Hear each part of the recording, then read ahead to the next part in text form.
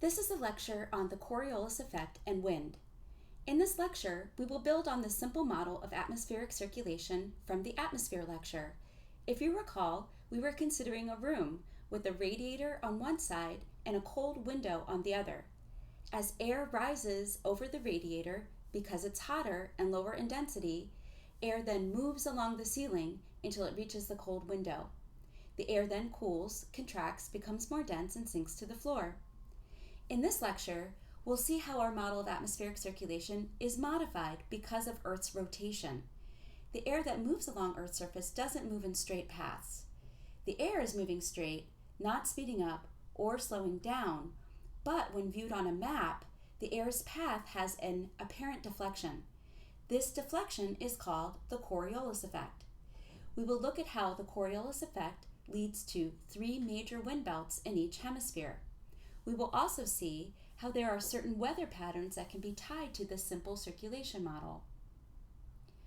Earth spins on its axis once a day. If you look at the figure, notice that if an object were positioned at the equator, the distance it has to move in one day is much larger than an object positioned nearer to one of the poles, the rotation axes. Since the distance an object travels at the equator is larger, the surface is moving faster. Conversely, since the distance traveled during one day is less near the poles, the surface is moving more slowly at these locations. The figure shows the speed that the surface is moving at the equator. It's 1,600 kilometers per hour. That's around 1,000 miles per hour. At our latitude, the speed is about 1,000 kilometers per hour, or 700 miles per hour. At the pole, the speed becomes much less and goes to 0 directly over the rotation axis. Do you think these values of speed are fast?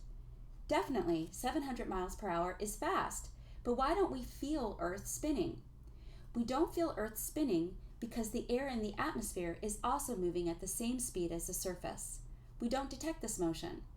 This also means that the air that lies above the surface at the equator is moving much faster than the air that is above the surface nearer to the poles.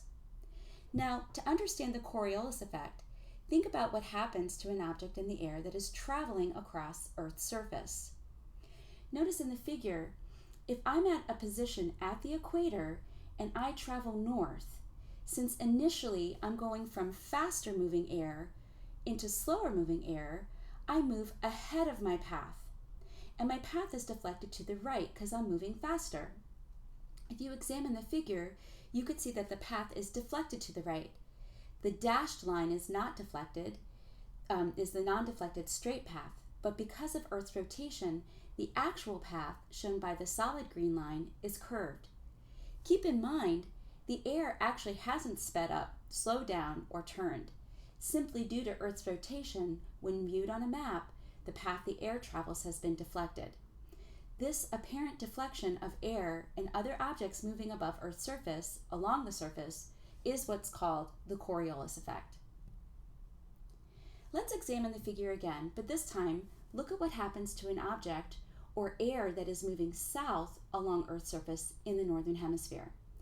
If I'm at a position in the air near the pole and I'm traveling south, since initially I'm going from slower moving air to faster moving air, I lag behind and my path is deflected because I'm moving slower. If you examine the figure, you could see that the path is also deflected. Again, the dashed line is the non-deflected straight path, but because of Earth's rotation, the actual path is curved. Keep in mind, again, the air actually hasn't sped up, slowed down, or turned. Simply due to Earth's rotation, when viewed on a map, the path the air travels has been deflected. In fact, the direction is deflected also to the right. Looking at the image, you might be confused. In the previous example, shown in the green circle, the deflected path, which is the solid line, is clearly going to the right of the non-deflected direction, shown with the dashed line. Looking at the purple circle, the object that's traveling from the pole towards the equator appears to be deflected to the left this time. The problem is that here we are looking at the directions upside down. What we need to do is flip the figure upside down. When we do that, so again, here's our purple circle, recall Notice how the deflected path, which is the solid line, is clearly going to the right of the non-deflected direction. So all I've done is take that previous image and turn it upside down.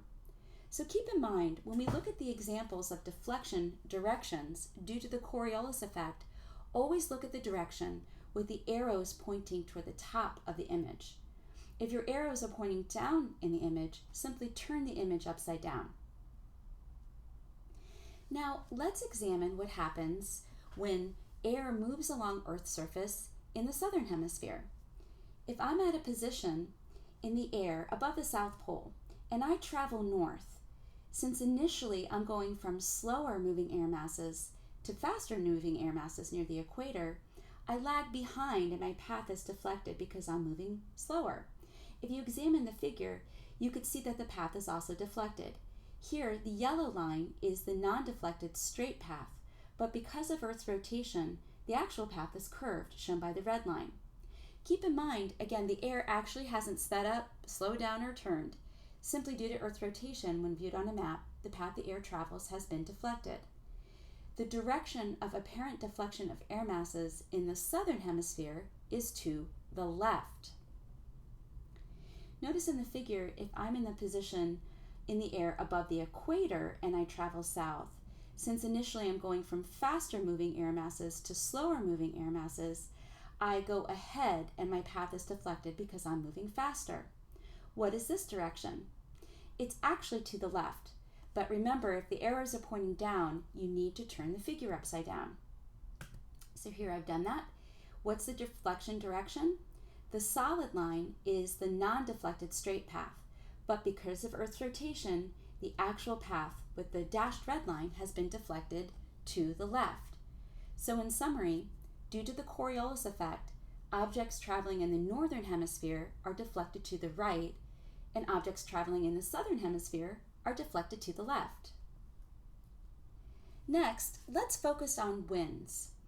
As discussed before, the air in the atmosphere circulates around because Earth is unevenly heated by the sun. Because there are differences in temperature, this leads to differences in pressure on Earth's surface. Warm air rises away from Earth's surface, creating low pressure regions, and cold air sinks down towards Earth's surface, creating high pressure regions. Wind is part of the convection cell that we saw previously, where air is moving along Earth's surface. If you think of a sailboat, the wind is the air that blows the boat and moves it along the water. Wind is the motion of air horizontally along Earth's surface. Wind is the portion of the convection cell where air moves from high pressure to low pressure. In the portion of the convection cell where air is rising away from Earth's surface and where air is sinking down, there's no horizontal motion of the air, and we call these regions windless belts. The last characteristic of wind that we will review is the naming convention. Winds are named according to the direction that they blow from. So if there's a wind that blows from east to west, this is called an easterly wind.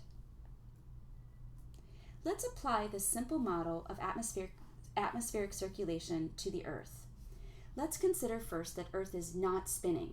This way we don't have to worry about deflecting air masses due to the Coriolis effect.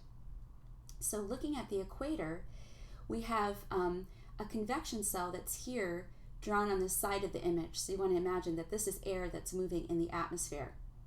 Since the equator is the warmest region on the globe, air rises to the top of the troposphere above the equator. The rising warm air creates low pressure at Earth's surface because the air is lifting away from the surface. So there's less pressure pushing down. The air then travels along the top of the troposphere until it cools over the poles. The cold air above the poles becomes denser and sinks down towards the surface. This sinking air pushes down and creates high atmospheric pressure. To complete the circuit of the convection cell, we have the air moving horizontally along Earth's surface. This is the wind. Now, notice in our simple model, wind would blow from the pole to the equator in each hemisphere. What happens when Earth rotates to the simple model of atmospheric circulation? This figure appears very complicated, but just take a step back and look. In each hemisphere, there are now 3 convection cells instead of just one big convection cell as we saw in the previous slide. Let's look at the motion of the air in each of these convection cells. Again, let's start at the equator. At the equator, warm air rises. The air goes to the top of the troposphere, but because it's deflected when it travels along, it only makes it to 30 degrees latitude before it sinks back down to Earth's surface. The air then moves from 30 degrees latitude back to 0 degrees latitude, completing the circuit. Shown in the figure, the blue arrows between 30 and 0 degrees are the wind, the horizontal motion of the air. This wind is called the trade winds because in each hemisphere it was widely used during colonial times for sailing ships to go across the Atlantic Ocean from Africa and Europe to the Americas. Next, let's jump to the poles. At the North Pole and at the South Pole, air is sinking because it's cold. The sinking air then moves along Earth's surface, but because of the deflection due to the Coriolis effect, it only goes to 60 degrees before it's warmed enough to rise up to the top of the troposphere again. The wind that blows from the pole to 60 degrees in each hemisphere is called the polar easterlies because it goes from east to west in each hemisphere. Remember, winds are named for the direction that they come from. Last, for the third convection cell, some of the air that rises at 60 degrees goes to the top of the troposphere and actually sinks at 30 degrees. The air then moves along Earth's surface from 30 degrees to 60 degrees. This wind is called the prevailing westerlies because it blows from west to east in both hemispheres. Amazingly, this very simple model predicts most of the wind patterns that we experience on Earth, so it works very well. Let's finish this lecture examining some interesting weather patterns that are produced by the rising and sinking air in a convection cell. First, let's examine how much moisture air can hold. As we saw in the previous lecture, the atmosphere can hold as much as 4% water vapor, but the amount varies on Earth from place to place. Actually, the thing that controls how much moisture air can hold is largely temperature. The warmer the air, the more moisture it can hold. You might have experienced this if you ever were to hang clothes out to dry. If it's cold outside, the clothes take much longer to dry versus when it's warm outside. But what happens if you have very warm, humid air and you change its temperature? Like, for example, let's just come up with an arbitrary experiment. You have air that is warm, 20 degrees Celsius. Let's say it's about 70 degrees Fahrenheit. You measure that the air holds 14 grams of water vapor. Then you take the air and lower its temperature. Its capacity to hold water vapor drops to 7 grams. What happens to the additional water vapor? The air cannot hold the extra moisture, and the result is that it condenses to form liquid water droplets, or solid ice. Let's revisit the simple convection model of atmospheric circulation. Previously, we were looking at what happens when air moves along Earth's surface from regions where it's sinking towards Earth's surface, the high pressure belts, to places where it's rising away from Earth's surface, the low pressure belts. In this slide, we're going to focus on the processes that occur when air is rising and sinking. Notice, air is not moving along Earth's surface in these regions, so therefore there's no wind. The air that rises up and is warm at the equator rises up, but since the air is warmer, its ability to hold moisture is much greater. But as the air rises up to the top of the troposphere, the temperature gets colder and colder. The result is that air's capacity to hold water vapor is exceeded. The result is that the water vapor condenses and forms cloudy, rainy conditions.